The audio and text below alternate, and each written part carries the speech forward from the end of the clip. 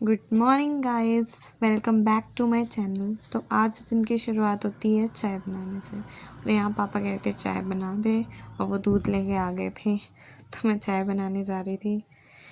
और यहाँ पे अब मैं लेके जा रही हूँ किचन में दूध लेके। यहाँ पे मेरी चाय बन रही है, तब तक आप मेरे साथ बाहर का व्यू देख के आते हैं।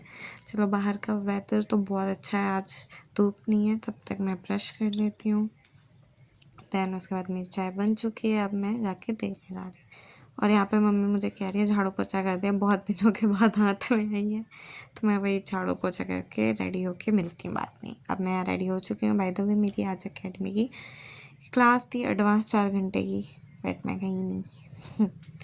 तो ब्रेकफास्ट में मैंने खाया प्याज वाले पराठे और अचार, और फिर उसके बाद मैं पढ़ने बैठ गई। मैं यहाँ पे मैथ्स के 2 चैप्टर कंप्लीट करने वाली थी, रिवाइज़ कर रही थी, work in time and work in pages. और मैं आज इसलिए नहीं गई थी क्योंकि 4 घंटे की क्लास थी मेरी ट्रिग्नोमेट्री की, बट मैंने इससे पहले वाली क्लास लगाई नहीं है, इसलिए मुझे कुछ समझ नहीं आता, तो इसलिए मैंने पूरी क्लास छोड़ दी। मैं सोचा आधा समझ तो आएगा नहीं, क्या फ़ायदा, दोबारा लगा लेंगे।